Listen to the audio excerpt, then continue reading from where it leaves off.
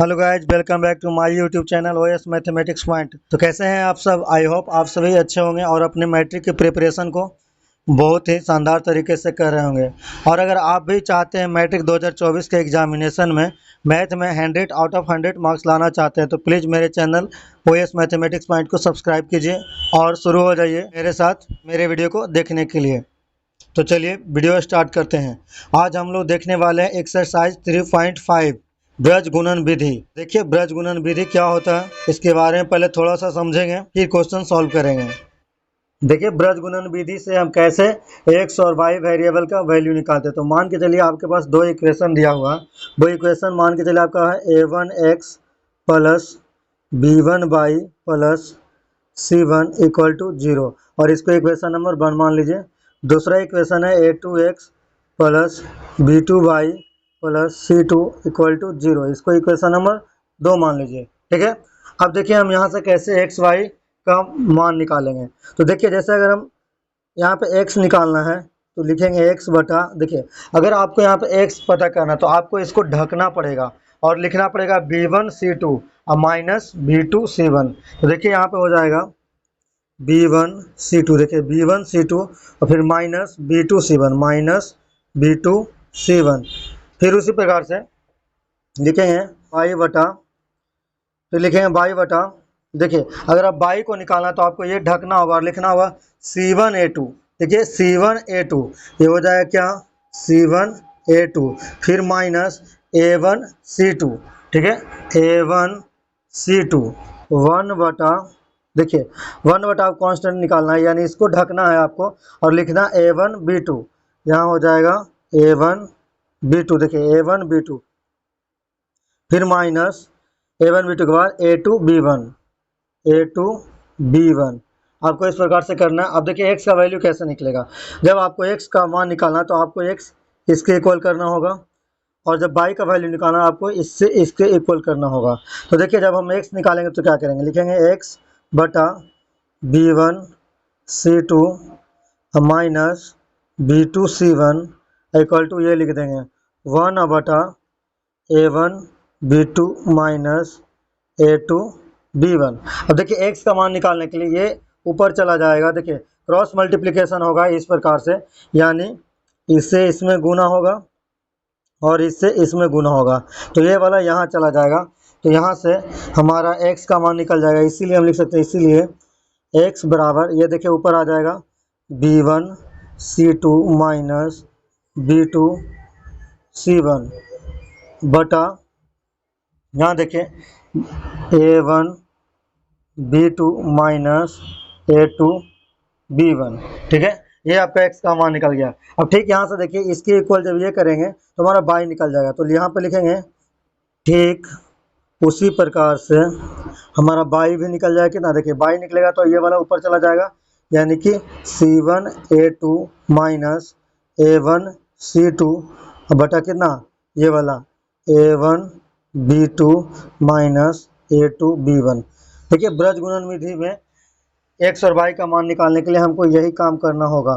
ठीक है, दो इक्वेशन दिए हुए रहेंगे, उसका हमको a1 b1 और c1 पता करने हैं और इस तरह से यहाँ पे वैल्यू पुट कर देंगे तो हमारे x और y वेरिएबल निकल जाएंगे। ठीक है, तो चलिए क्वेश्चंस को देखते हैं। अब देखिए यहाँ पे सबसे पहला क्वेश्चन कह रहा है निम्न रैखिक समीकरणों के युग्मों में से किसका एक अद्वितीय हल है, किसका कोई हल नहीं है, या किसके अपरिमित रूप से अनेक हल हैं।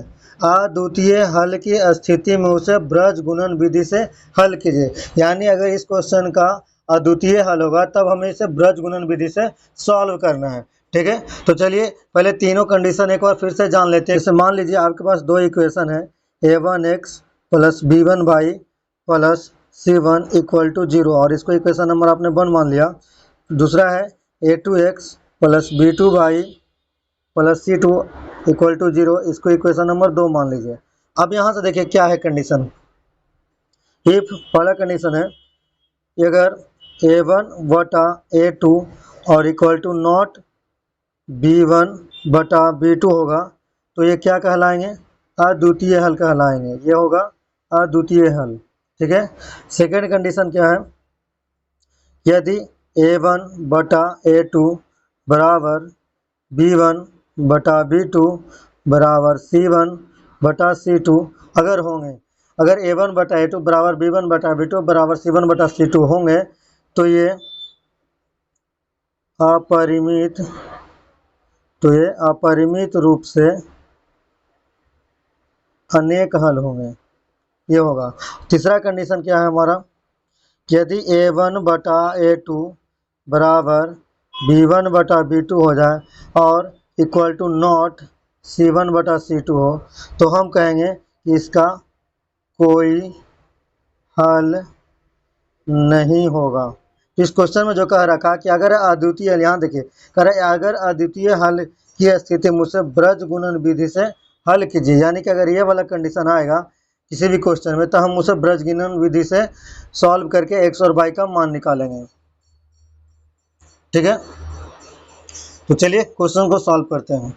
तो यहाँ पे देखिए आपको क्या दिया हुआ है, A1 बराबर दिया हुआ कितना 1 और B1 बराबर दिया हुआ है -3, C1 बराबर भी कितना है -3। यहाँ देखिए सेम उसी प्रकार से A2 बराबर है 3, B2 बराबर है -9 और C2 बराबर कितना है -2 है।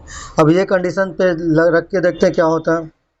तो 1/3 इक्वल टू -3/-9, देखिए माइनस से माइनस कट जाएगा और 3 तिया 9 और यहाँ हो जाएगा -3/-2, तो माइनस से माइनस कट गया।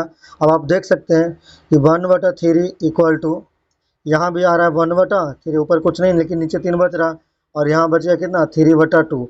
तो आप साफ साफ देख सकते हैं कि 1/3 से 1/3 तो इक्वल है, बट ये वाला इक्वल नहीं है, यानी कि आप इसमें ये वाला कंडीशन लगा सकते हैं। देखिए A1/A2 equal to B1/B2 equal to not C1/C2, तो क्या हो गया यहाँ पे कोई हल नहीं होगा। तो हम कह सकते हैं कि यहाँ पे ये कंडीशन आ गया A1/A2 equal to B1/B2 and equal to not C1/C2। तो जब ये कंडीशन आ जाए तो इसका कोई हल नहीं होगा, यानी कोई हल नहीं होता है, इसका मतलब दो रेखाएं आपस में क्या होगा पैरेलल होगा, यानी इसका कोई हल नहीं होगा। चलिए क्वेश्चन नंबर 2 को देखते हैं। देखिए क्वेश्चन नंबर 2 कह रहा है 2x + y बराबर 5 और 3x + 2y बराबर 8। तो देखिए इसको हम कैसे लिख सकते हैं, 2x + y -5 इक्वल टू 0। अब इसे एक और तरीका से लिख सकते हैं, 2x + y +-5 equal to 0। Same उसी प्रकार से इस इक्वेशन से 3x + 2y -8 बराबर 0, और इसको लिख सकते हैं 3x + 2y और +-8 इक्वल टू 0।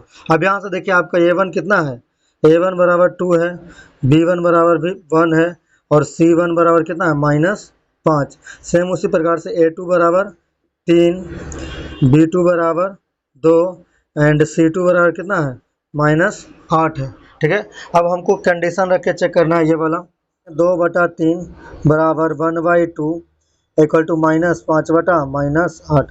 तो यहाँ से आप देख पा रहे हैं कि 2/3 इक्वल टू नॉट 1/2 है।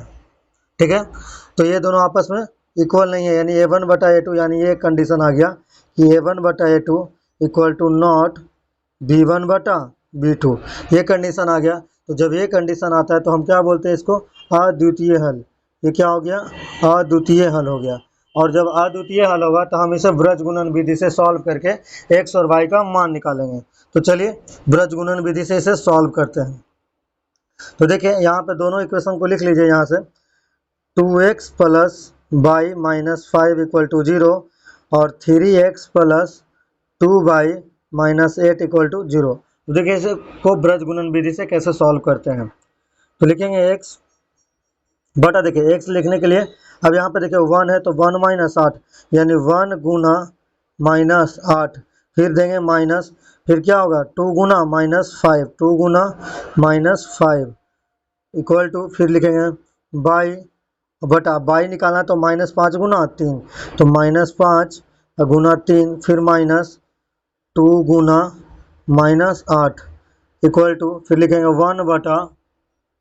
1/2 गुना 2 -3 गुना 1, क्योंकि ये बाई का कोएफिशिएंट कितना 1, तो 3 गुना 1, यहाँ हो जाएगा 3 गुना 1।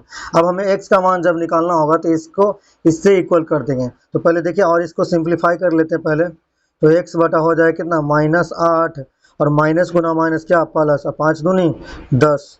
फिर यहाँ देखिए बाई बटा 5 दिया 15 यानी -15 और माइनस गुना माइनस क्या प्लस, 8 दूनी 16 बराबर यहाँ देखिए 2 दूना 4 -3। अब x का मान निकालना है तो इसको इससे इक्वल कर देंगे और y का मान निकालना होगा तो इसको इससे इक्वल कर देंगे। तो चलिए अब हम x निकाल लेते तो x बराबर हो जाएगा 10 में से 8 जाएगा कितना हो जाएगा 2, यानी x बटा 2 बराबर कितना, यहाँ पे कितना हो जाएगा 1 बटा 4 में से 3 का कितना 1। अब क्रॉस मल्टीप्लिकेशन करेंगे तो x का गुना करेंगे 1 में तो x ही हो जाएगा और 2 से गुना करेंगे 1 में तो 2 हो जाएगा। तो इसीलिए x बराबर हो जाएगा 2 गुना 1, यानी x बराबर कितना आ गया हमारा 2, x का मान आ गया कितना 2। अब देखिए y निकालना तो इससे इसको इक्वल कर देंगे, यानी कि यहाँ देखिए तो 16 में से 15 जाएगा कितना हो जाएगा 1, तो यहाँ पे हो जाएगा 22 बटा 1। अब बराबर यहाँ देखिए 1 बटा 4 माइनस 3 है तो 4 में से 3 का कितना 1, तो 1 बटा 1। तो इसीलिए यहाँ से y बराबर कितना आ गया 1। तो इस प्रश्न का जो आंसर हो गया हमारा x बराबर 2 एंड y बराबर 1, यही हमारा इस प्रश्न का आंसर हो गया। चलिए अब क्वेश्चन नंबर 3 की तरफ चलते हैं। देखिए क्वेश्चन नंबर 3 है 3x माइनस 5y बराबर 20। इसको हम ऐसे लिख सकते हैं 3x minus 5y minus 20 equal to कितना 0, और इससे लिख सकते हैं 6x minus 10y minus 40 equal to 0। अब देखिए आपका a1 कितना है, यहाँ पे a1 का मान हो गया 3, b1 हमारा हो गया कितना -5 और c1 कितना -20। सेम उसी प्रकार से a2 हो जाएगा 6, b2 हो जाएगा -10 और c2 हो जाएगा कितना -40। ठीक है। अब देखिए a1 a2 और b1 b2 और c1 c2 करने पे क्या होता है, देखिए 3 बटा 6 बराबर -5 बटा -10 इक्वल टू -20 बटा -40।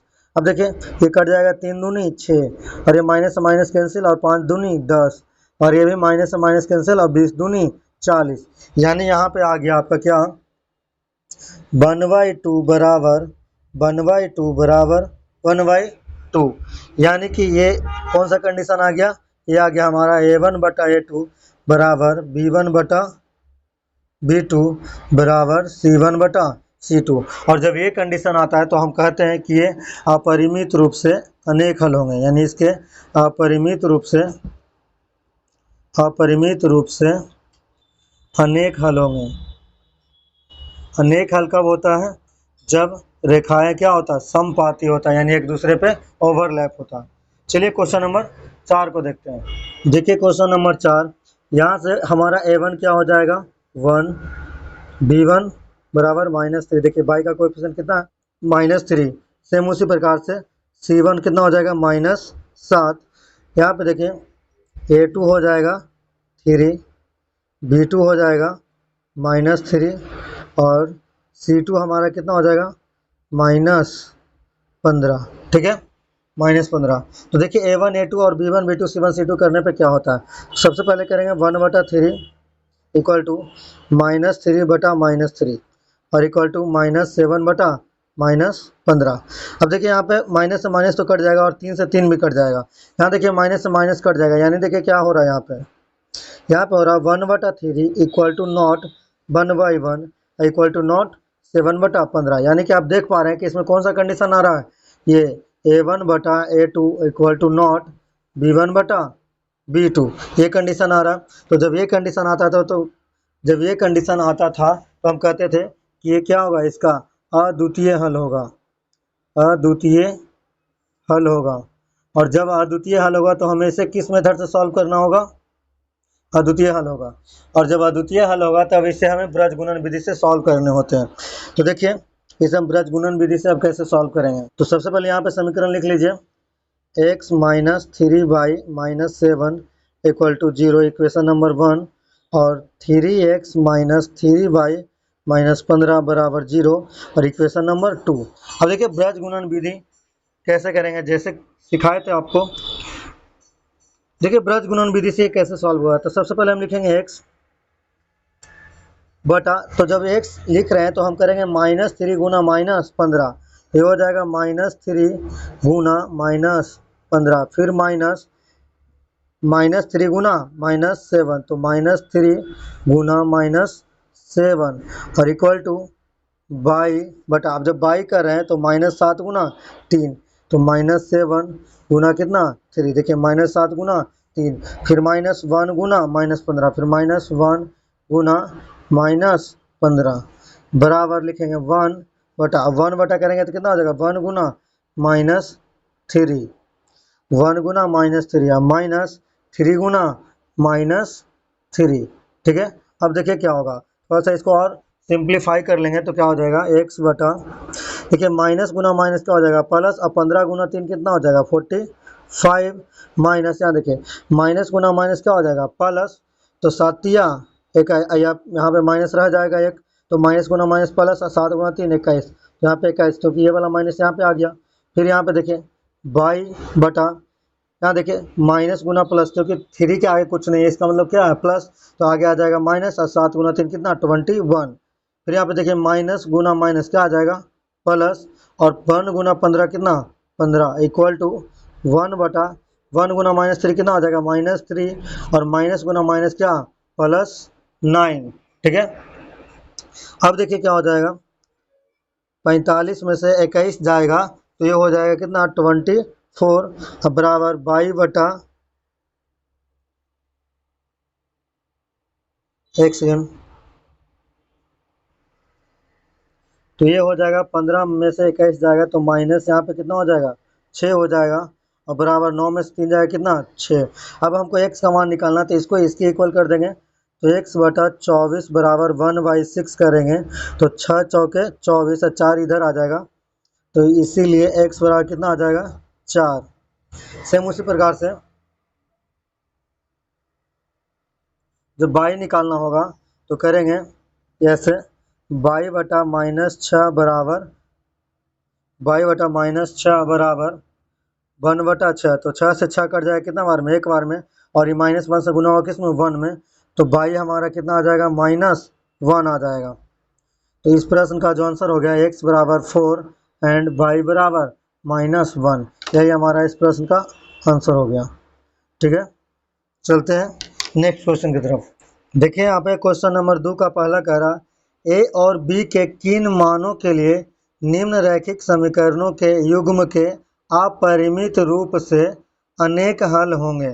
तो देखिए अनेक हल होने के लिए क्या कंडीशन है, तो देखिए अनेक हल होने के लिए यही कंडीशन होता है कि a1 बटा a2 बराबर b1 बटा b2 बराबर c1 बटा c2 होने चाहिए, ठीक है।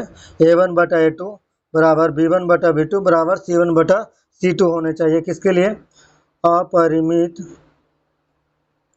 रूप से अनेक हल होने के लिए, अनेक हल होने के लिए, ठीक है। तो देखिए यहाँ से आपका a1 क्या है, तो a1 बराबर आपका हो जाएगा, यहाँ पे देखिए 2 है, सेम उसी प्रकार से b1 कितना आपका 3 है, और c1 कितना हो जाएगा, तो c1 आपका देखिए यहाँ पे कितना हो जाएगा 7, अगर ये इधर चला जाएगा तो हो जाएगा -7, तो यहाँ पे आप 7 भी ले सकते हैं, क्योंकि इधर भी हम लोग प्लस में ले लेंगे और इधर भी हम लोग प्लस में ले लेंगे, तो कोई दिक्कत नहीं होगा। तो c1 बराबर हम ले लेंगे 7। सेम उसी प्रकार से हम a2 का बात करें तो a2 हो जाएगा हमारा a माइनस b, b2 हो जाएगा हमारा a प्लस b, और c2 हो जाएगा हमारा क्या 3a प्लस b -2, ठीक है।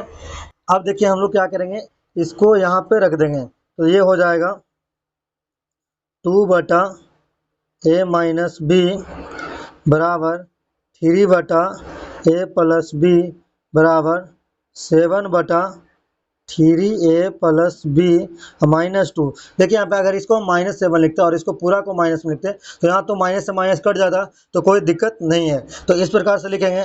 अब यहाँ से हम इसके 2 इक्वेशन निकालेंगे, एक बार हम इसको इससे इक्वल कर देंगे और एक बार इसको इससे इक्वल कर देंगे। तो चलिए सबसे पहले 2 बटा a माइनस b को इसके इक्वल करते हैं तो देखिए 2/a माइनस बी बराबर हो जाएगा 7/3a प्लस b माइनस 2। अब देखिए क्रॉस मल्टीप्लिकेशन होगा तो क्या हो जाएगा, इससे इसमें गुना होगा तो 2 × 3a प्लस b माइनस 2 बराबर इससे इसमें गुना होगा यानी कि 7 × a माइनस b।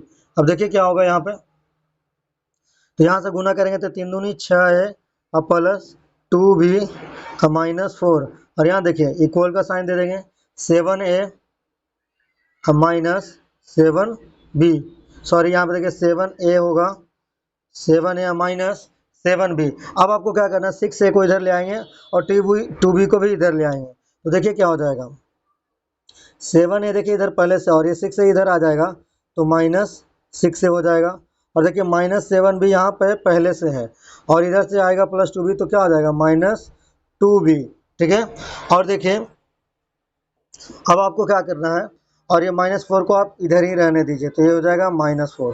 तो 7a में से 6 घटेगा कितना हो जाएगा a और -7b और -2b कितना -9b अब बराबर कितना -4। इसको इक्वेशन नंबर 1 मान लीजिए। ठीक है, अब देखिए ठीक उसी प्रकार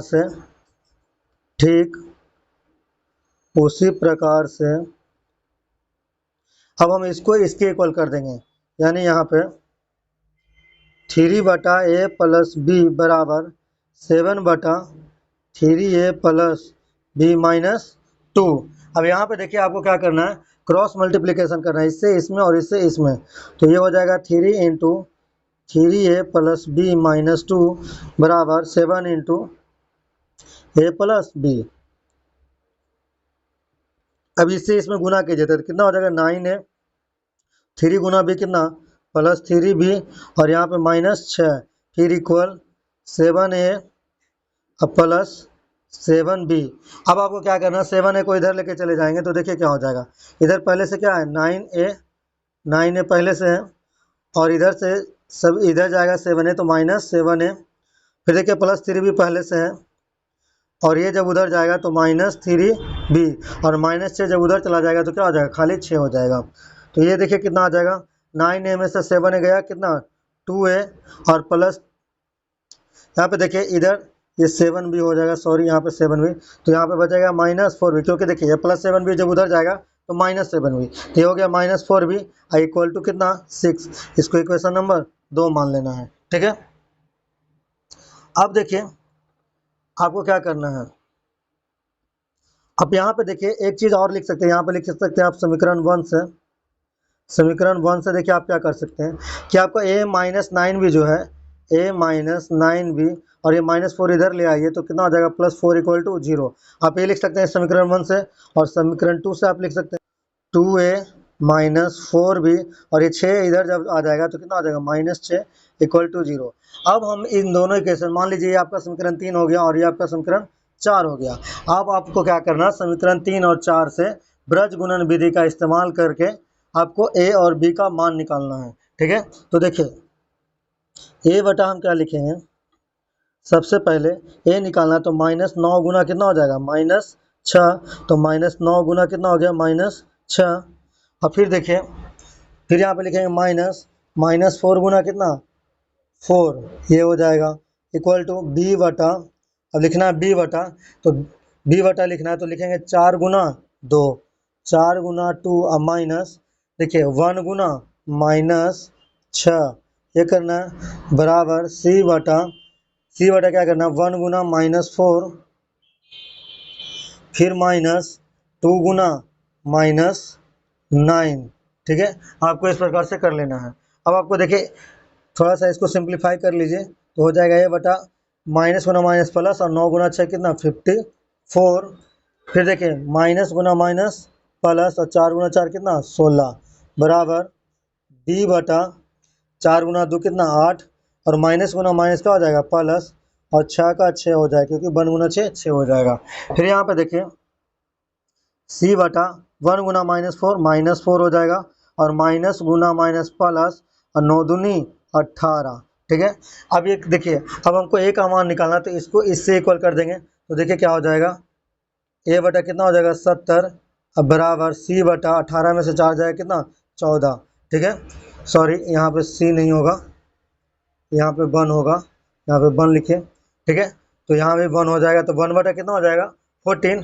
अब देखिए काटिए 14 5 70, तो ए बराबर कितना आ जाएगा हमारा, इसीलिए ए बराबर कितना आ गया 5, ठीक है। देखिए क्योंकि क्रॉस मल्टीप्लिकेशन होगा 1 से 5 में, तो कितना आ जाएगा ए बराबर 5। सेम उसी प्रकार से इससे इसको इक्वल करेंगे, तो यहाँ पे देखिए क्या हो जाएगा, b बटा 8 6 14 बराबर 18 में से 4 गया कितना 14, तो 1 बटा 14, और 14 से 14 क्या होगा कट जाएगा, तो b बराबर हमारा कितना आ जाएगा 1। देखिए यहाँ से b बराबर आ गया कितना 1। तो इस प्रश्न का जो आंसर हो गया a बराबर 5 और b बराबर 1, यानी कि जब a बराबर 5 और b बराबर 1 होगा तब इसके अपरिमित रूप से क्या होंगे, अनेक हल होंगे। चलिए नेक्स्ट क्वेश्चन की तरफ चलते हैं। देखिए यहाँ पे क्वेश्चन नंबर दूसरा कह रहा के किस मान के लिए निम्न रैखिक समीकरणों के युग्म का कोई हल नहीं है।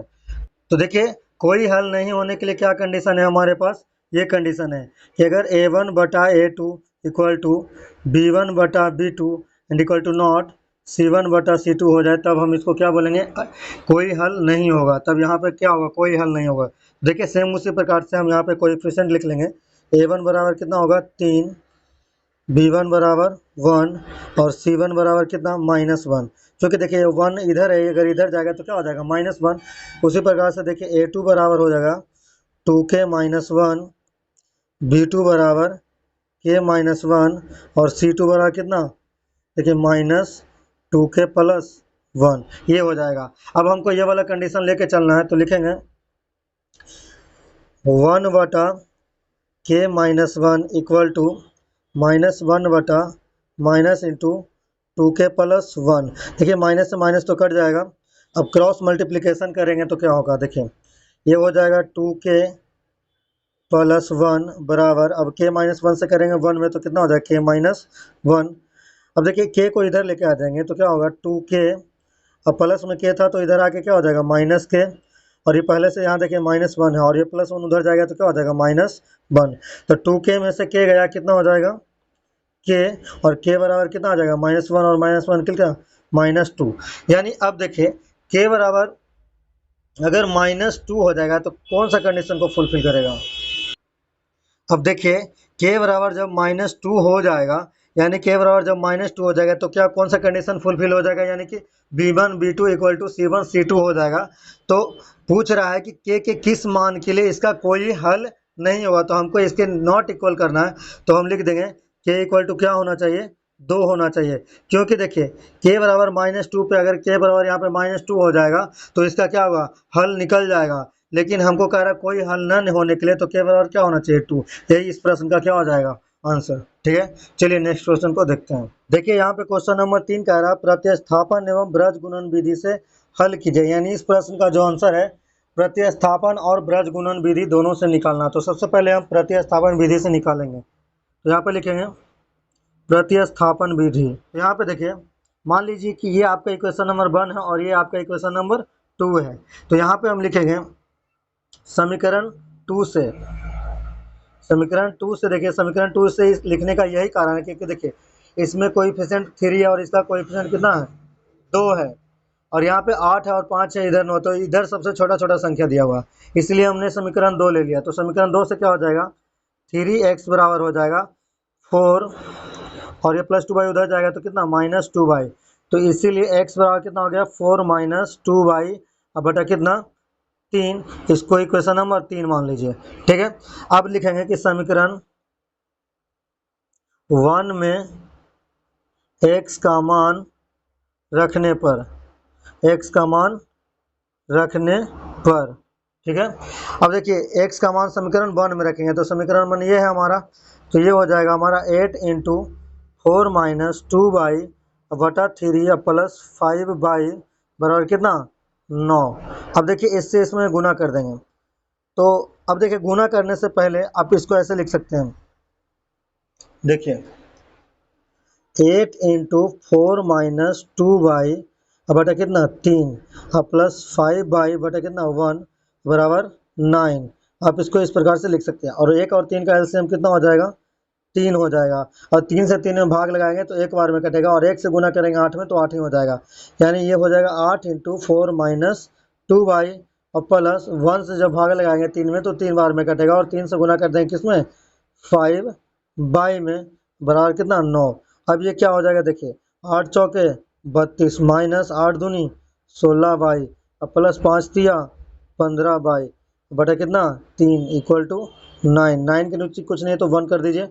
अब यहाँ पे देखिए हो जाएगा 32 और माइनस 16y और प्लस 15y है, तो क्या लिख सकते हैं, माइनस बाई बटे कितना 3 बराबर 9/1। अब क्रॉस मल्टीप्लिकेशन इसको करना है तो 1 से गुना कर देंगे इसमें और 3 से गुना कर देंगे इसमें। तो देखिए 1 से गुना करेंगे इसमें तो 32 माइनस y का इतना ही रह जाएगा, और 3 गुना 9 कर देंगे तो कितना आ जाएगा 27, और माइनस y को उधर लेके चले जाइए, 27 को इधर ले आइए तो माइनस y उधर चला जाएगा तो क्या हो जाएगा y प्लस में, और 27 जब इधर आएगा तो पहले से देखिए यहाँ पे 32 पहले से था और प्लस 27 उधर जाएगा तो क्या -27, तो y बराबर कितना आ गया, 32 में 7 गया कितना 5, तो y का वैल्यू हमारा कितना निकल के आ गया 5। अब यहाँ पे लिखेंगे कि y का मान, अब यहाँ पे लिखेंगे y का मान समीकरण 3 में रखने पर, समीकरण 3 में रखने पर, तो देखिए यहाँ पे देखिए समीकरण 3 आपका ये है, ये है आपका समीकरण 3, x बराबर 4 - 2y/3, ये है आपका x बराबर 4 x बराबर 4 - 2y बटे कितना है 3 है, तो x बराबर हो जाएगा 4 - 2 गुना 5 बटा कितना 3। तो देखिए हो गया x बराबर 4 - 10 बटा 3 यानी कि -6 बटा 3, 3 दूनी 6, तो इसीलिए x बराबर कितना आ गया -2 आ गया।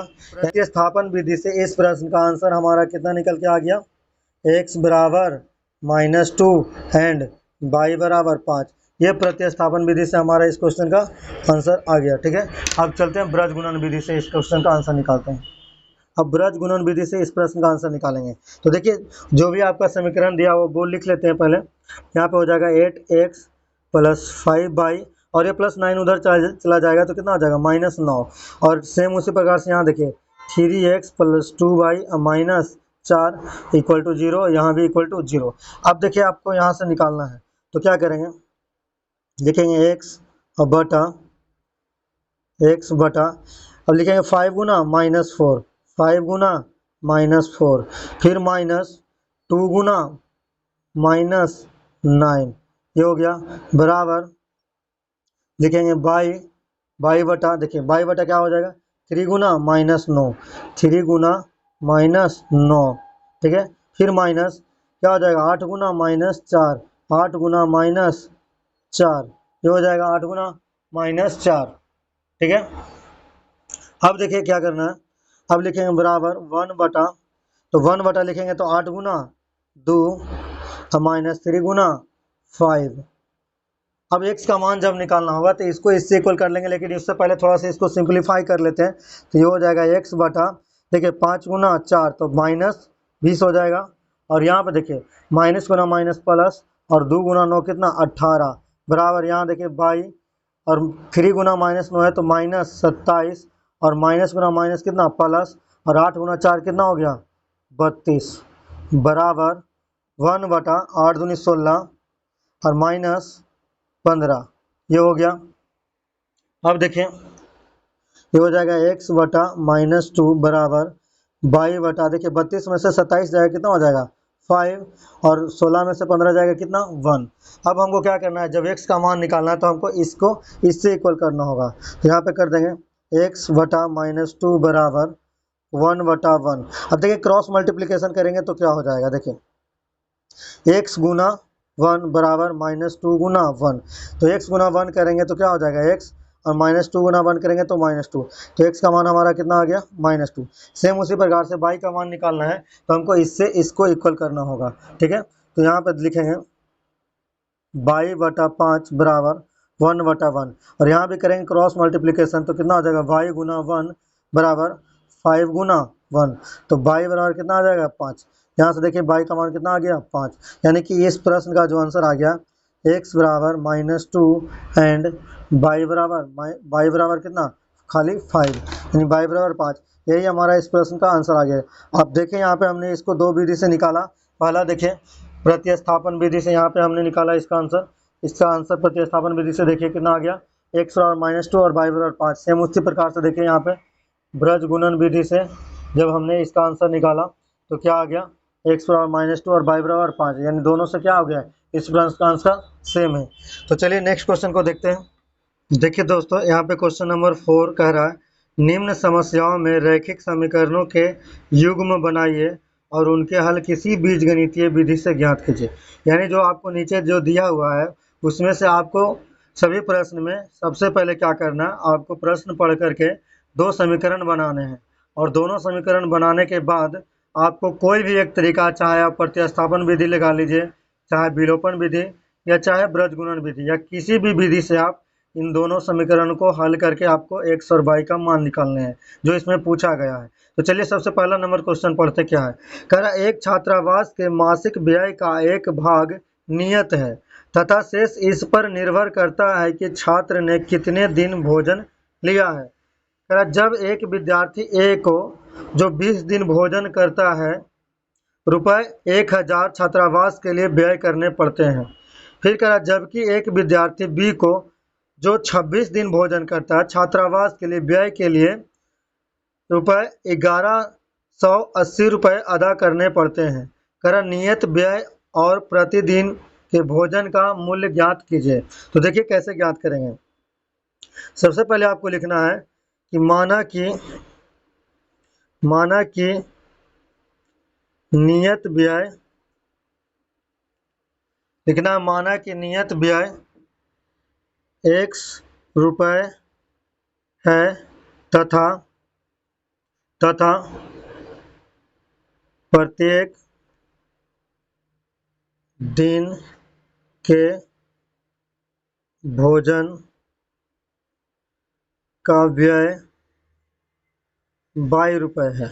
अब देखिए प्रश्न से क्या कह रहा है, लिखेंगे प्रश्न से। देखिए क्या कह रहा है यहाँ पे, देखिए कह रहा A को जो 20 दिन भोजन करता है और ₹1000 छात्रावास के लिए व्यय करने पड़ते हैं उसे, यानी कि मान के चलिए नियत व्यय x रुपये है और वो 20 दिन भोजन करता है, यानी कि 20 इंटू क्या हो जाएगा 22, और वो टोटल पैसा कितना खर्चा करता है ₹1000। तो यहाँ पर लिख देंगे इक्वल टू 1000 और इसको इक्वेशन नंबर 1 मान लेंगे, ठीक है। फिर देखिए उसी प्रकार से यहाँ पे देखिए कह रहा B को जो 26 दिन भोजन करता है और छात्रावास के लिए व्यय के लिए ₹1180 अदा करने पड़ते हैं। तो 26 दिन के लिए देखिए, तो ये तो हमारा x जो हो गया वो नियत व्यय हो गया, तो लिख देंगे x प्लस जब वो 26 दिन भोजन करता है तो कितना रुपये खर्चा करेगा 26/22 करेगा, और 26/22 और x प्लस 26/22 मिला के कितना हो जाएगा रुपया ₹1180। तो लिख देंगे 1180 और इसको इक्वेशन नंबर 2 मान लेंगे, ठीक है। अब दोनों इक्वेशन को सॉल्व करेंगे। तो यहाँ पे अब देखिए कैसे सॉल्व करते हैं। यहाँ देखिए x और x दोनों का कोएफिशिएंट क्या है सेम है, तो अगर हम सिंपली इसमें समीकरण 1 में से समीकरण 2 को घटा देंगे तो हमारा ये क्वेश्चन आसानी से सॉल्व हो जाएगा और हम आसानी से x और y का मान निकाल लेंगे। तो चलिए इसको सॉल्व करते हैं। अब लिखेंगे समीकरण 1 माइनस समीकरण 2 करने पर, ठीक है, ये हम लिख देंगे। तो क्या हो जाएगा देखिए x प्लस 20/22 बराबर 1000 और x प्लस 26/22 बराबर 1180। अब करना आपको दोनों तरफ माइनस, देखिए क्योंकि घटा रहा है तो ये पूरा क्या हो जाएगा प्लस वाला माइनस में हो जाएगा और यहाँ भी प्लस में माइनस हो जाएगा और यहाँ भी प्लस वाला क्या हो जाएगा माइनस में। तो देखिए ये प्लस x और ये क्या है माइनस x, ये दोनों क्या हो जाएगा कट जाएगा, कैंसिल हो जाएगा। और देखिए प्लस 20/22 और ये क्या बच गया -26, तो ये क्या हो जाएगा -6/22 और बराबर देखिए -1180 और प्लस 1000, तो जब घटेगा 1180 में से 1000 तो यहाँ पे हो जाएगा -180। अब देखिए माइनस से माइनस को आप काट सकते हैं, तो इसीलिए y बराबर कितना हो जाएगा 180/6, तो 30 बार में ये कट जाएगा, तो y बराबर कितना हो जाएगा ₹30। तो देखिए हमारा y का मान तो निकल के आ गया। अब y का मान हमको क्या करना है, आप समीकरण 1 में रख दीजिए या तो समीकरण 2 में रख दीजिए, आपका x का मान भी निकल जाएगा। तो हम यहाँ पे लिखेंगे y का मान समीकरण 1 में रखने पर, तो y का मान देखिए समीकरण 1 में रखने पर क्या होगा। अब देख रहे हैं समीकरण 1 हमारा कितना है, x + 20y बराबर 1000। तो यहाँ देखिए x + 20y बराबर कितना है, 1000 है। तो लिख दीजिए x + y कितना है 30, तो 20 गुना हो जाएगा 30 बराबर 1000। तो x बराबर कितना हो जाएगा 1000, आइए प्लस 20 गुना 30 होगा तो कितना हो जाएगा 600, और ये 600 जब इधर आएगा तो क्या आ जाएगा -600। तो इसीलिए हमारा कितना निकल गया x बराबर 400 रुपये। तो यहाँ से इस प्रश्न का जो आंसर निकल गया, हम बोल सकते हैं कि नियत व्यय 400 रुपये है तथा प्रत्येक दिन का व्यय 30 रुपया है। यही हमारा इस प्रश्न का क्या हो गया आंसर। ठीक है, चलिए नेक्स्ट क्वेश्चन को देखते हैं। क्वेश्चन नंबर 4 का दूसरा कह रहा है, एक भिन्न 1/3 हो जाती है जब उसके अंश से 1 घटाया जाता है, और वह 1/4 हो जाती है जब हर में 8 जोड़ दिया जाता है। तो कह रहा है वह भिन्न ज्ञात कीजिए। इस प्रकार के क्वेश्चन में जब भी आपको बोले कि भिन्न ज्ञात करना, तो सबसे पहले आपको करना है कि आपको भिन्न मान लेना है कि वह भिन्न कितना है। तो मान लीजिए यहाँ पे कि माना कि वह भिन्न x/y है। सबसे पहला काम आपको यही करना है कि माना कि वह भिन्न x/y है। अब लिखेंगे क्या, प्रश्न से लिखेंगे और इससे भी 2 इक्वेशन बनाएंगे। तो देखिए कह रहा एक भिन्न 1/3 हो जाती है जब उसके अंश से 1 घटाया जाता है। तो अंश से 1 घटाया जाता है, तो देखिए ऊपर वाला को अंश बोलते हैं और नीचे वाले को क्या बोलते हैं, हर। तो यहाँ पे बोल रहा है कि अंश से 1 घटाया जाता है। तो देखिए अंश से अगर हम 1 घटाएं तो वह भिन्न कितना हो जाएगा 1/3। तो यहाँ पे कर देंगे 1/3। अब देखिए क्रॉस मल्टीप्लिकेशन करके इसको एक समीकरण बना लेंगे। तो क्या होगा 3 से जब x - 1 में गुना करेंगे तो 3 × x - 1 अब बराबर क्या होगा y × 1। तो ये देखिए हमारा हो जाएगा 3x - 3 बराबर y। अब y इधर आ जाएगा तो देखिए क्या होगा 3x - y, और ये -3 उधर चला जाएगा तो क्या हो जाएगा 3, और इसको इक्वेशन नंबर 1 मान लीजिए। ठीक है, अब देखिए फिर पढ़िए आगे। वह 1/4 हो जाती है जब हर में 8 जोड़ दिया जाता है। अब देखिए हर में 8 जोड़ने पर वह 1/4 हो जाता है। तो फिर से देखेंगे यहाँ पे x/y लिख लेंगे भिन्न, और हर में हम क्या 8 जोड़ने से वो क्या हो जाएगा 1/4 हो जाएगा। अब यहाँ पे भी आपको क्रॉस मल्टीप्लिकेशन करना है, यानी 4 से गुना करना है x में, और 1 में गुना करना है किससे y + 8 से। तो देखिए ये हो जाएगा 4 × x बराबर 1 × y + 8। तो देखिए ये हो जाएगा हमारा 4x बराबर y + 8। अब यहाँ से देखिए ये y इधर आ जाएगा तो क्या हो जाएगा 4x - y बराबर 8। इसको इक्वेशन नंबर 2 मान लीजिए। ठीक है, अब आप देख पा रहे हैं कि इक्वेशन नंबर 1 यहाँ पे इक्वेशन नंबर 2 है। यहाँ पे देखिए y का कोएफिशिएंट -1, यहाँ भी देखिए y का कोएफिशिएंट क्या है -1 है। तो अगर हम ऐसे लिख दें कि समीकरण 1 माइनस समीकरण 2 करने पर, यानी एक समीकरण को दूसरे समीकरण से क्या करना है घटा देना है। तो देखिए सबसे पहले आपको यहाँ पर दिया हुआ 3x - y बराबर 3 वो लिख लेंगे, और फिर ये लिखेंगे 4x - y बराबर कितना 8। अब आप घटा दीजिए तो देखिए 4x प्लस में है तो ये हो जाएगा माइनस में, और माइनस वाला क्या हो जाएगा प्लस में, और यहाँ प्लस है तो ये भी क्या हो जाएगा माइनस। तो देखिए प्लस y और माइनस y क्या हो जाएगा कैंसिल आउट कट जाएगा, और ये बचेगा -4x और +3x। तो -4x और +3x कितना हो जाएगा -x बराबर -8 और +3 कितना हो जाएगा -5। तो देखिए माइनस से माइनस क्या हो जाएगा कट जाएगा। तो इसीलिए x बराबर कितना आ गया हमारा 5। अब देखिए x का मान आप क्या करिए कि x का मान आप समीकरण 1 में रख सकते हैं या समीकरण 2 में। देखिए आप समीकरण 1 आप यहाँ पे देख पा रहे हैं, आप समीकरण 1 में रख सकते हैं या समीकरण 2 में, आपका y का मान निकल जाएगा। तो चलिए यहाँ पे लिखते हैं कि x का मान समीकरण 1 में रखने पर, अब देखिए समीकरण 1 क्या है 3x - y बराबर 3। तो यहाँ लिखिए 3x - y बराबर 3, और x का मान आप देखिए कितना निकल के आया है 5। तो यहाँ पे लिख देंगे 3 × 5 और माइनस बाई बराबर 3। अब देखिए ये हो जाएगा हमारा 5 तिया 15 और ये माइनस बाई बराबर कितना 3। तो माइनस बाई उधर चला जाएगा तो प्लस में हो जाएगा और 3 इधर आएगा तो माइनस में हो जाएगा। तो देखिए यहाँ से हो जाएगा बाई को उधर भेज देंगे तो प्लस बाई हो जाएगा और 3 इधर आ जाएगा तो 15 पहले से और प्लस 3 उधर जाएगा तो माइनस 3। तो बाई बराबर कितना आ गया हमारा 12 आ गया। तो बाई बराबर कितना आ गया 12 आ गया। तो देखिए हमने माना कि वह भिन्न क्या है x बटा बाई है। तो देखिए इसीलिए वह भिन्न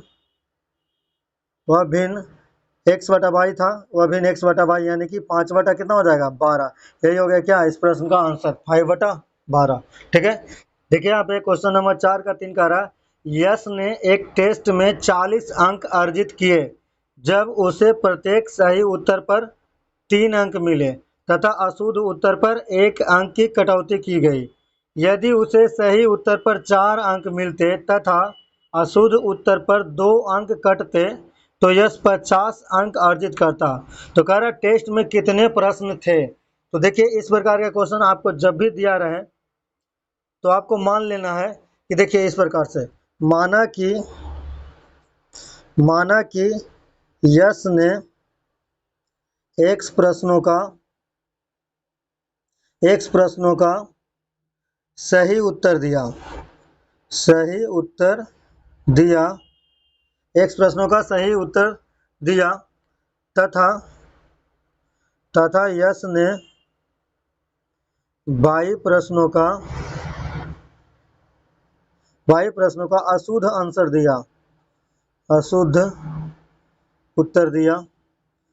उत्तर दिया। ठीक है, आपको इस प्रकार से मान लेना है। तो देखिए अब यहाँ पे लिखेंगे प्रश्न से हम क्या करेंगे इस क्वेश्चन में भी 2 इक्वेशन बनाएंगे। तो देखिए कैसे दोनों इक्वेशन बनाएंगे। यश ने एक टेस्ट में 40 अंक अर्जित किए जब उसे प्रत्येक सही उत्तर पर कितना अंक मिला 3 अंक। तो सही उत्तर कितना किया उसने x। तो यहाँ पे हो जाएगा 3x यानी अगर एक अंक के लिए एक प्रश्न के लिए उसे 3 अंक मिलते हैं तो x प्रश्न के लिए कितना अंक मिलेगा 3x। फिर आगे पढ़िए तथा अशुद्ध उत्तर पर 1 अंक की कटौती की गई। तो अशुद्ध उत्तर का संख्या कितना 22 और एक अशुद्ध उत्तर के लिए कितना कटता तो 1। तो यहाँ पे अशुद्ध उत्तर का नंबर क्या होगा घट जाएगा तो लिखेंगे -1 गुना 22 यानी कि क्या 22 बराबर कितना अंक अर्जित करता है इस प्रकार से 40 अंक। तो यहाँ पे लिख देंगे 40 और इसको इक्वेशन नंबर 1 मान लेंगे। देखिए हमारा समीकरण 1 मिल गया। अब समीकरण 2 के लिए देखिए यहाँ पे कह रहा है यदि सही उत्तर पर 4 अंक मिलता है यानी सही उत्तर पे 4 अंक यानी 4x 4 अंक मिलते तथा अशुद्ध उत्तर पर 2 अंक कटते यानी कि अशुद्ध उत्तर पर यानी 22 उत्तर उसने अशुद्ध किया है तो 2 गुना 22 हो जाएगा यानी 2/22 अब बराबर कितना अंक मिलता 50 अंक। यानी कि देखिए सही उत्तर देने वाले प्रश्नों के नंबरों की संख्या में से अगर हम गलत प्रश्नों के नंबर को घटाएंगे तो कितना आ जाना चाहिए 50 आएगा। तो देखिए यहाँ से हमारा 2 समीकरण बन गया। अब इन दोनों समीकरणों को हम क्या करेंगे सॉल्व करके x और y का मान निकाल के पता कर लेंगे कि कितना प्रश्न का संख्या था। ठीक है, तो देखिए यहाँ पे देख रहे हैं आप कि -y है, यहाँ पे क्या है -2y है। अगर हम समीकरण 1 में 2 से गुना कर दें और 2 को समीकरण 1 में से घटा दें तो हम y को क्या कर सकते हैं एलिमिनेट कर सकते हैं। तो लिखेंगे समीकरण 1 गुना 2 माइनस समीकरण 2 करने पर देखिए यहाँ पे इस प्रकार से हम लोग लिख देंगे। अब यहाँ पे देखिए समीकरण 1 में 2 से गुना करेंगे तो क्या हो जाएगा 2 से इसमें गुना करेंगे तो कितना हो जाएगा 3 दूनी 6x अब माइनस 2y अब बराबर 40 दूनी 80 और ये कितना हो जाएगा 4x माइनस 2y बराबर 50। अब क्या किए गए हैं यहाँ पे घटाव का चिन्ह दिए यानी घटाना है। तो देखिए यहाँ पे दिख रहा है आपको +4x तो क्या हो जाएगा -4x और ये माइनस क्या हो जाएगा प्लस और ये प्लस क्या हो जाएगा माइनस। अब देखिए यहाँ पे +2y और -2y क्या हो जाएगा कट जाएगा कैंसिल हो जाएगा दोनों खत्म हो जाएगा और 6x में से 4x जाएगा तो कितना हो जाएगा 2x बराबर 80 में से 50 जाएगा कितना 30। ठीक है, तो इसीलिए x बराबर कितना हो जाएगा 30/2 मतलब 15। तो x बराबर कितना आ गया हमारा 15। तो x बराबर हमारा 15 आ गया। ठीक उसी प्रकार से हम y का मान देखिए कैसे निकालते हैं। अब लिखेंगे x का मान यहाँ पे देखिए अब लिखेंगे x का मान समीकरण 1 में रखने पर यहाँ देखिए इसमें रख देंगे लिखेंगे x का मान समीकरण 1 में रखने पर, तो देखिए x का मान हमारा कितना आ गया है 15, यहाँ पे देखिए 15 आ गया। अब इसको 1 में रखेंगे तो 1 जो हमारा इक्वेशन है कितना है 3x माइनस वाई बराबर 40।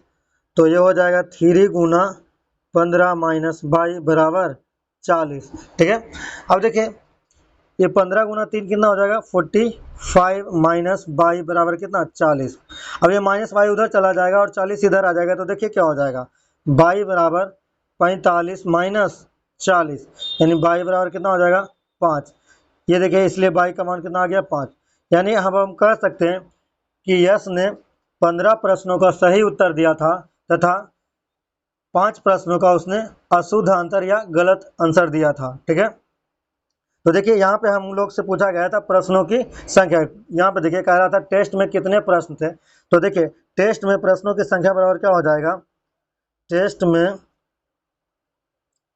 प्रश्नों की संख्या बराबर हो जाएगा, देखिए एक सही उत्तर था और बाई क्या था गलत उत्तरों की संख्या था। तो अगर हम सही उत्तरों की संख्या और गलत उत्तरों की संख्या जोड़ देंगे तो हमारा प्रश्नों की कुल संख्या निकल जाएगा, यानी कि x प्लस वाई यानी हो जाएगा 15 प्लस 5 बराबर 20, यानी प्रश्नों की कुल संख्या कितना था 20। यही हमारा इस प्रश्न का आंसर हो जाएगा। ठीक है, चलते हैं नेक्स्ट क्वेश्चन की तरफ कि एक राजमार्ग पर दो स्थान ए और बी 100 किलोमीटर की दूरी पर है। एक कार ए से तथा दूसरी कार बी से एक ही समय चलना प्रारंभ करती है। यदि ये कारें भिन्न भिन्न चालों से एक ही दिशा में चलती है तो वे 5 घंटे बाद मिलती है, यानी पश्चात मिलती है। यदि ये विपरीत दिशा में चलती है तो 1 घंटे के पश्चात मिलती है। दोनों कार की चाल ज्ञात कीजिए। देखिए कैसे करेंगे, पहले बात को समझिए कि कह क्या रहा है। देखिए मान लीजिए यहाँ ए है और यहाँ क्या है बी है, तो कह रहा है यदि ये कारें भिन्न भिन्न चालों से एक ही दिशा में चलती है, मान लीजिए एक कार दोनों भिन्न भिन्न चालों से एक ही दिशा कहने का मतलब ये भी इधर की ओर जा रहा है x किलोमीटर प्रति घंटा के स्पीड से, मान लीजिए, और ये भी इधर ही जा रहा है 22 किलोमीटर प्रति घंटा के स्पीड से, दोनों एक ही दिशा में चलता है। तो ये भी कितने घंटा मिलता है, तो ये मिलते हैं दोनों कितना 5 घंटा में मिलते हैं। ठीक है, और जब कह रहा है कि जब दोनों एक ही दिशा में, यानी इस प्रकार से जब ए यहाँ पे है और बी यहाँ पे है और दोनों के बीच का डिस्टेंस कितना है 100 किलोमीटर, यहाँ भी 100 किलोमीटर है ना। और जब कह रहा है दोनों विपरीत दिशा मतलब एक दूसरे के अपोजिट, यानी ये इधर जा रहा है कितना गति से x किलोमीटर प्रति घंटा के स्पीड से, और ये वाला जो कार है वो भी इसके विपरीत यानी इसी की ओर आगे बढ़ रहा है कितना के स्पीड से 22 किलोमीटर प्रति घंटा के स्पीड से। तब ये कह रहा है ये दोनों आपस में कितना देर पे मिलता है 1 घंटा में ये दोनों आपस में मिल जाती है। तो कह रहा है दोनों का चाल ज्ञात कीजिए। ठीक है, तो यहाँ पे देखिए, यहाँ पे आप समझ गए हो कि x ए का चाल कितना लिया x और बी का चाल कितना है y। तो यहाँ पे लिख लेंगे माना कि एक कार की चाल, यहाँ पे लिख लेंगे माना कि एक कार की चाल x किलोमीटर प्रति घंटा है तथा y कार की चाल बी कार की चाल 22 किलोमीटर प्रति घंटा है। अब लिखेंगे यहाँ पे प्रश्न से देखिए क्या कह रहा है, यहाँ पे देखिए कह रहा कि यदि ये कारें भिन्न भिन्न चालों से एक ही दिशा में चलती है तो वे 5 घंटे बाद मिलती है। यानी कि एक स्पीड जो ए है उसका स्पीड बी के स्पीड से क्या होगा ज़्यादा होगा, तभी तो देखिए ये तभी तो उसको बी को पकड़ पाएगा, नहीं तो अगर दोनों का चाल सेम होगा तो कभी भी कार ए कार बी को नहीं पकड़ पाएगा, यानी एक दूसरे से नहीं मिल पाएगा जब दोनों एक ही दिशा में जाएगा। यानी कहने का मतलब ये है कि ए का जो स्पीड होगा बी के स्पीड से कुछ न कुछ तो ज़्यादा होगा, थोड़ा सा भी ज़्यादा होगा लेकिन होगा। तो ठीक है, तो प्रश्न से देखिए कह रहा था क्वेश्चन में कि यदि वे एक ही दिशा में चलना प्रारंभ करती है तो वो 5 घंटे में मिलती है। तो यहाँ पे लिखेंगे एक ही दिशा में, तो x माइनस वाई बराबर क्या होगा। देखिए आपको एक फार्मूला बताते क्या होता है, चाल बराबर होता है दूरी अब बटा क्या होता है समय। ठीक है, तो यहाँ से देखिए चाल हमारा क्या हो गया, x माइनस वाई, क्योंकि देखिए मान के चलिए अगर x चल रहा है 100 किलोमीटर प्रति घंटा के स्पीड से और y चल रहा है 80 किलोमीटर प्रति घंटा के स्पीड से, तो ये भी 80 किलोमीटर प्रति घंटा के स्पीड से आगे बढ़ेगा और ये 100 किलोमीटर प्रति घंटा के स्पीड से आगे बढ़ेगा। तो रिलेटिव वेलोसिटी में क्या होता है कि जिसका स्पीड ज़्यादा होता है उसमें से कम वाला स्पीड को घटा देते हैं, तो 20 किलोमीटर प्रति घंटा आ जाएगा, यानी कि x माइनस वाई। तो चाल ये हमारा हो गया चाल, और चाल बराबर क्या होता है, दूरी। तो दूरी कितना हमारा 100 किलोमीटर, तो 100, और समय कितना लग रहा है हमारा 5 घंटा, तो कर देंगे 5, तो काट दीजिए इसको 20 बार में, तो x माइनस वाई बराबर हो गया 20, और इसको इक्वेशन नंबर 1 मान लेंगे।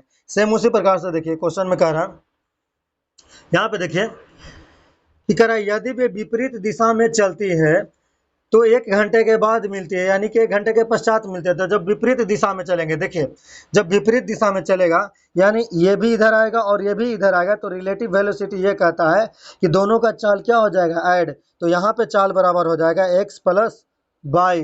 ठीक है, तो चाल बराबर हो जाएगा क्या, x प्लस वाई। तो चाल बराबर क्या होता है, दूरी, दूरी बटा समय। तो 100 बटा कितना हो जाएगा, समय कितना लग रहा है अभी 1 घंटा लग रहा है, 1 घंटा, तो कर देंगे कितना 1, और इसको मान लेंगे क्वेश्चन नंबर 2। तो देखिए क्वेश्चन नंबर 2 कितना आ गया, सीधे सीधे x प्लस वाई बराबर 100 आ गया, ये इसी को हमने क्वेश्चन नंबर 2 माना था। ठीक है, तो यही 2 है, इसको मान लीजिए 2। अब क्या करना, देखिए आप समीकरण 1 में देखिए कि y का कोएफिशिएंट कितना है -1, और समीकरण 2 में y का कोएफिशिएंट कितना है +1। अब सिंपली खाली दोनों को जोड़ देना है, तो यहाँ पे लिख देंगे समीकरण 1 प्लस समीकरण 2 करने पर, समीकरण 1 प्लस समीकरण 2 करने पर, इतना लिखना है बस। फिर देखिए x प्लस वाई बराबर क्या है 100 है, और एगो क्या है x माइनस वाई बराबर कितना दिया हुआ 20। कोई भी लिखिए ऊपर नीचे, कोई दिक्कत नहीं है क्योंकि हम दोनों को जोड़ रहे हैं। तो देखिए प्लस वाई से माइनस वाई क्या हो जाएगा, कैंसिल आउट हो जाएगा, कट जाएगा। तो और यहाँ देखिए x और x मिलकर कितना हो जाएगा 2x, क्योंकि दोनों प्लस में है। और यहाँ देखिए 100 में 120 को जोड़ेंगे तो कितना 100, सॉरी, फिर देखिए 100 में 20 को जोड़ेंगे तो कितना हो जाएगा 120। तो इसीलिए x बराबर कितना हो जाएगा 120 बटा 2, तो ये कितना हो गया 60, यानी कह सकते हैं इसीलिए x बराबर कितना आ गया 60 किलोमीटर प्रति घंटा। x का स्पीड कितना आ गया 60 किलोमीटर प्रति घंटा। अब लिखेंगे यहाँ पे कि x का मान समीकरण 1 में रखने पर, या आप 2 में भी रख के निकाल सकते हैं, कोई दिक्कत नहीं है। तो हम लिखेंगे x का मान समीकरण 1 में रखने पर। इस प्रकार से आप बनाइए क्वेश्चन, तो बहुत ही आसानी से क्वेश्चन सॉल्व हो जाएंगे।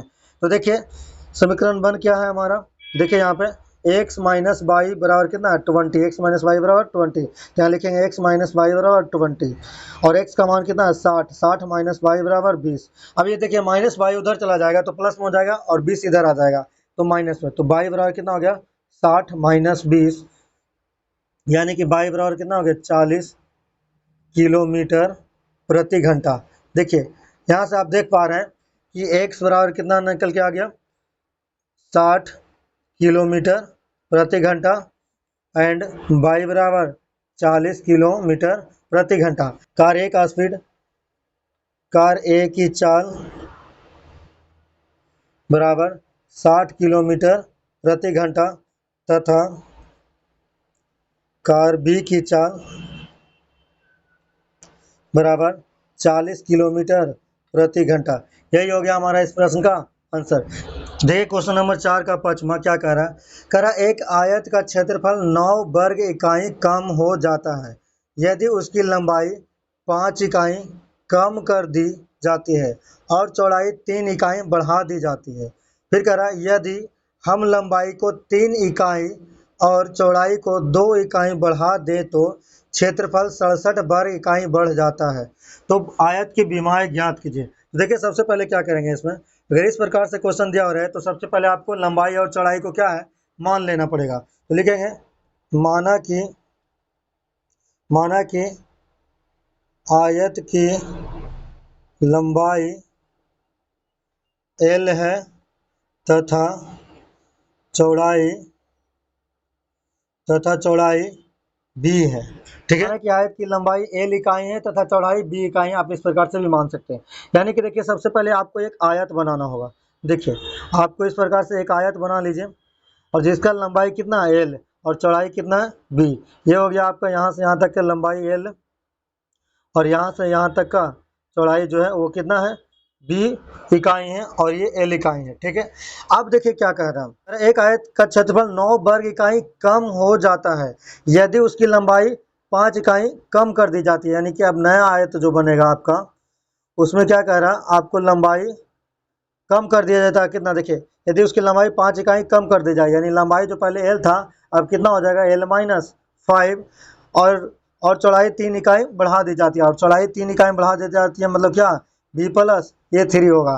तो अगर इस प्रकार से होगा तो क्या कर रहा है, एक आयत का क्षेत्रफल 9 वर्ग इकाई कम हो जाता है। यानी अभी क्या था, क्षेत्रफल LB था और अभी वाला क्षेत्रफल क्या हो जाएगा, LB-9 हो जाएगा। यही होगा क्षेत्रफल। जो पहले वाला क्षेत्रफल था वो क्या था LB और नया वाला जो क्षेत्रफल क्या हो जाएगा LB-9। अब देखिए यहाँ पे लिखेंगे प्रश्न से, यहाँ पे लिखेंगे प्रश्न से। देखिए अब हमको क्या करना है, यहाँ पे लिखेंगे यहाँ पे देखिए l-5 गुना b प्लस 3 बराबर क्या हो जाएगा LB-9, ये हो जाएगा। अब यहाँ पे देखिए इसको सॉल्व करके समीकरण 1 बना लेंगे। तो l गुना b होगा तो क्या होगा LB और l से जब गुना होगा 3 में तो क्या होगा 3l और -5 गुना b कितना -5b और -5 गुना +3 कितना -15 बराबर LB-9। अब देखिए LB से LB क्या हो जाएगा, कैंसिल आउट हो जाएगा क्योंकि दोनों बराबर के अलग अलग साइड में है और दोनों सेम चिन्ह में है तो कट जाएगा। अब यहाँ पे देखिए क्या बच रहा है, ये बचेगा 3l-5b और ये -15 उधर चला जाएगा तो क्या होगा -9 तो देखिए पहले से है और ये +15 हो जाएगा। तो देखिए ये हो गया हमारा 3, ये हो जाएगा हमारा 3l-5b अब बराबर 15 में से 9 गया कितना 6, इसको इक्वेशन नंबर 1 मान लेंगे। ठीक है, अब देखिए आगे पढ़िए क्वेश्चन फिर पढ़िए। कह रहा यदि, यहाँ देखिए यदि हम लंबाई को 3 इकाई और चौड़ाई को 2 इकाई बढ़ा दें, देखिए इकाई बढ़ा दें तो क्षेत्रफल 67 वर्ग इकाई बढ़ जाता है। यानी कि अब जो नया वाला फिगर होगा वो इस प्रकार से होगा। देखिए यानी इसमें क्या कह रहा, आपको जो लंबाई है उसमें क्या कह रहा, देखिए यदि लंबाई को 3 इकाई और चौड़ाई 2 इकाई बढ़ा दिया जाए यानी कि l+3 और ये क्या हो जाएगा b+2 हो जाएगा।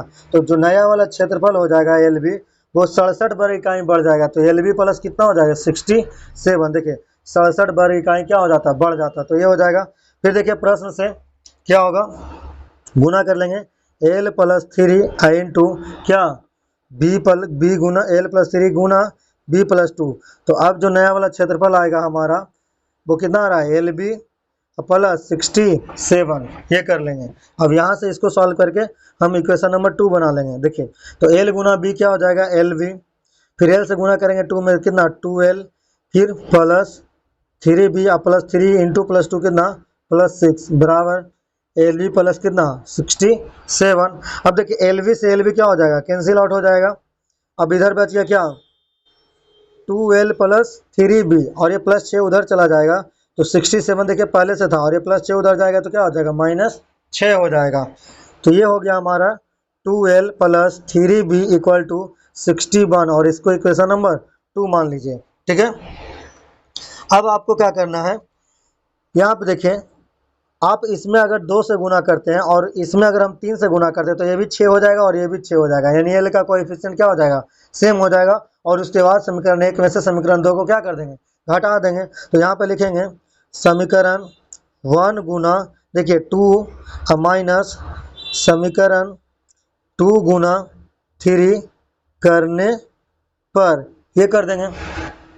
तो जब देखिए समीकरण 1 में जब हम 2 से गुना करेंगे तो कितना हो जाएगा 6l माइनस 10b बराबर 6 दूनी 12 और इसमें जब 3 से गुना करेंगे तो कितना हो जाएगा 6l और प्लस 9b और 61 गुना 3 कितना होगा 3 और 6 18 183 हो जाएगा। अब क्या करना है घटाना। तो देखिए जहाँ जहाँ आपको प्लस दिख रहा है वहाँ वहाँ क्या हो जाएगा माइनस और जहाँ माइनस होगा वहाँ क्या हो जाएगा प्लस। तो देखिए यहाँ पे +6l है तो क्या हो जाएगा -6l और ये प्लस का क्या हो जाएगा माइनस, और यहाँ भी प्लस है तो वो क्या हो जाएगा माइनस। यानी अब ये प्लस वाला चिन्ह अब खत्म हो गया, अब क्या हो गया माइनस, और यहाँ जो प्लस था पहले से वो खत्म होकर क्या हो गया माइनस। अब देखिए प्लस 6l और माइनस 6l क्या हो जाएगा, कैंसिल हो जाएगा, दोनों कट जाएगा, यानी इलिमिनेट हो गया। और -9 भी और -10 भी मिलके -19 भी बराबर, देखिए 183 में से 12 जाएगा तो कितना हो जाएगा 1, और 8 में से गया 7 और 1 की 1 तो -171। तो इसीलिए b बराबर क्या हो जाएगा -171 अब बटा कितना -19, माइनस से माइनस कट जाएगा और 19 से कट जाएगा 9 बार में ये, तो b बराबर हमारा क्या आ जाएगा 9 यानी b का मान आ जाएगा, यानी चौड़ाई हमारा कितना हो जाएगा 9 ठीक है। सेम उसी प्रकार से आप क्या करेंगे, यहाँ पे लिखेंगे कि b का मान समीकरण 1 में रखने पर, लिखेंगे b का मान समीकरण 1 में रखने पर। अब b का मान समीकरण 1 में रखने पर, तो b का मान देखिए समीकरण 1 कितना हमारा 3l - 5b बराबर 6, 3l - 5b बराबर 6, और b का मान कितना आया है 9। देखिए यहाँ पे b का मान 9, तो यहाँ पे लिख देंगे 3l - 5 गुना 9 बराबर 6। तो देखिए 3l बराबर कितना हो जाएगा -45 बराबर 6, तो ये -45 अगर उधर चला जाएगा तो 6 प्लस कितना हो जाएगा 45, मतलब कितना 51। तो इसीलिए l बराबर हो जाएगा 51 बटा कितना 3, तो 3 से 51 कट जाएगा कितना बार में 17 बार में, तो l बराबर हो जाएगा, यानी लंबाई बराबर हो जाएगा 17 इकाई। यानी देखिए यहाँ पे क्वेश्चन में पूछ रहा था कि आयत की विमाएं ज्ञात कीजिए, देखिए आयत की विमाएं ज्ञात कीजिए, तो यहाँ पे कह सकते हैं क्या था आयत, यहाँ पे हम लिख सकते हैं था आयत की लंबाई 17 इकाई होगी तथा चौड़ाई 9 इकाई होगी, 9 इकाई होगी। यही होगा हमारा क्या इस प्रश्न का आंसर। ठीक है दोस्तों, अगर मेरा वीडियो आप लोग को अच्छा लगता है तो प्लीज़ मेरे चैनल OS मैथमेटिक्स पॉइंट को सब्सक्राइब कीजिए, वीडियो को लाइक कीजिए। थैंक यू, जय हिंद, मिलते हैं नेक्स्ट वीडियो में।